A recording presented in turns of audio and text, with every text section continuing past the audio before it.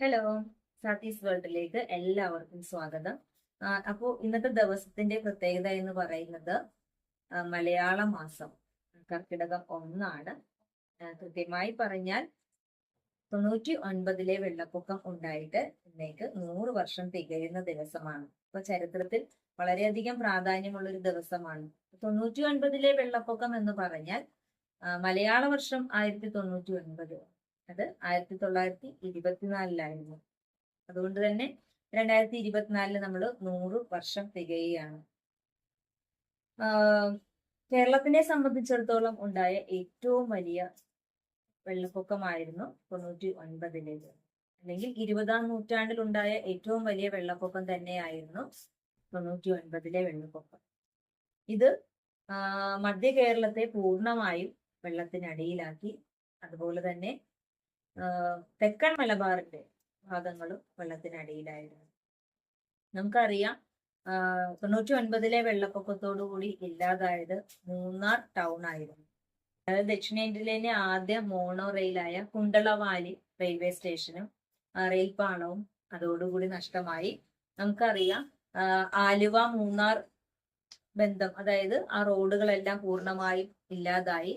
അതായത് ഇന്ന് ജീവിച്ചിരിക്കുന്നതോ അല്ലെങ്കിൽ നമുക്ക് ലഭ്യമായ വിവരങ്ങൾ അനുസരിച്ച് 1924 ജൂലൈ മാസം 16-ാം തീയതി ആരംഭിച്ച മഴ ഇടതടവില്ലാതെ, അതായത് തുടർച്ചയായി 12 ദിവസത്തോളം നിർത്താതെ പെയ്തു എന്നാണ് പറയുന്നത്. പിന്നീടുണ്ടായിരുന്ന 3 ആഴ്ചക്കാലം എന്ന് പറയുന്നതും കൊടും മഴ തന്നെയായിരുന്നു. അപ്പൊ അതുകൊണ്ട് തന്നെ ആളുകൾക്കൊന്നും പണിക്ക് പോകാൻ പറ്റാതെയും പുറത്തേക്ക് പോലും ഇറങ്ങാൻ പറ്റാത്തൊരു സാഹചര്യമായിരുന്നു. അപ്പോൾ ഈ ശക്തമായ മഴയും കൊടുങ്കാറ്റും എല്ലാം തന്നെ നമുക്കറിയാം ഇടുക്കി മൂന്നാർ പ്രദേശങ്ങളിലെ ഉരുൾപൊട്ടലിന് കാരണമായി. അപ്പോൾ ഈ മൂന്നാർ പ്രദേശത്ത് ഏറ്റവും കൂടുതലായിട്ട് താമസിച്ചിരുന്നത് തോട്ടം തൊഴിലാളികളായിരുന്നു. നമുക്കറിയാം ഇന്നും അങ്ങനെ തന്നെയാണ്. തേയിലത്തോട്ടങ്ങളിൽ ജോലി ചെയ്യുന്ന ആളുകൾ, അവരുടെ ലയങ്ങളായിരുന്നു ഉണ്ടായിരുന്നത്. അപ്പോൾ ഉരുൾപൊട്ടലിന്റെ ഫലമായിട്ട് ഇതെല്ലാം മറിഞ്ഞ് അവരുടെ വീടുകളും ആളുകളുടെ ജീവൻ വരെ നഷ്ടമായി. ഇന്നും അതിൽ മരിച്ച ആളുകളുടെ എണ്ണം ഇല്ല എന്നാണ് പറയുന്നത്. അത്രയേറെ ജീവനുകൾ നഷ്ടപ്പെട്ടു.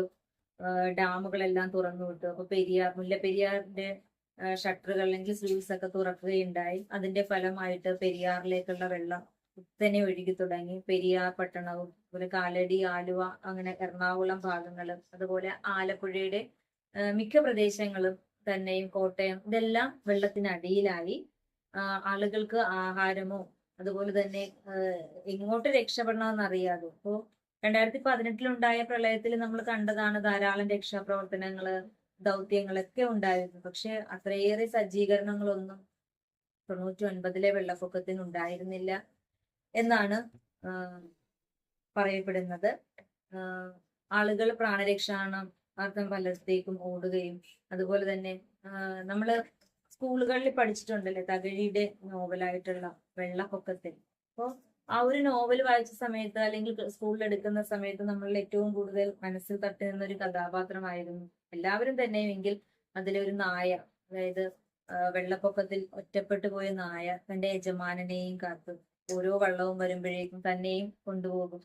അതിനിടയിൽ പല ജീവികളും ചത്ത് പൊങ്ങുന്നതും, ഇതെല്ലാം നിസ്സഹായോട് നോക്കി നിൽക്കേണ്ടി വരുന്ന ആ നായ, ആ നായയുടെ അവസ്ഥ തന്നെയായിരുന്നു ഒട്ടുമിക്ക മനുഷ്യരുടെ അവസ്ഥ. ആഹാരമില്ല, അതുപോലെ തന്നെ രോഗങ്ങള്, തന്റെ കൂടെ ഉണ്ടായിരുന്ന ആളുകൾ നഷ്ടപ്പെട്ടത് അറിയാതെ വീട് നഷ്ടപ്പെട്ടത്.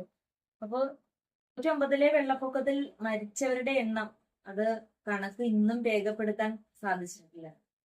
നമുക്കറിയാം പറവൂർ ഭാഗത്തുള്ള ക്ഷേത്രങ്ങൾ, പറവൂർ ഏറ്റവും കൂടുതൽ 2018 ഉണ്ടായ വെള്ളപ്പൊക്കത്തെയും അതിജീവിച്ചൊരു പ്രദേശമാണ്. അപ്പോ അവിടെ ചെന്ന് കഴിഞ്ഞാൽ നമുക്ക് ആ ക്ഷേത്രത്തിന്റെ ചുവർ ഭാഗങ്ങളിൽ 99 എത്ര അടിയിൽ വെള്ളം ഉയർന്നു, അതുപോലെ തന്നെ 2018 പ്രളയത്തിൽ എന്നുള്ളതൊക്കെ അവിടെ ഒരു ഫലകം പോലെ അല്ലെങ്കിൽ അവരവിടെ എഴുതി സൂക്ഷിച്ചിട്ടുണ്ട്.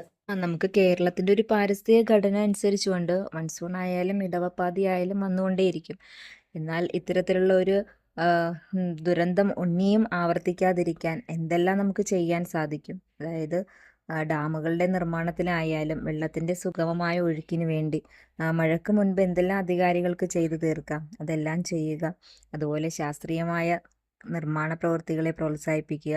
മാധവ് ഗാഡ്ഗിലായാലും കസ്തൂരി രംഗൻ്റെ റിപ്പോർട്ട് പറയുന്ന പോലെ ആയാലും പരിസ്ഥിതി ലോല പ്രദേശങ്ങളെ സംരക്ഷിക്കുക. ഭാവിയിൽ ഇതുപോലെയുള്ള ദുരന്തങ്ങൾ ഇനിയും ആവർത്തിക്കാതിരിക്കട്ടെ.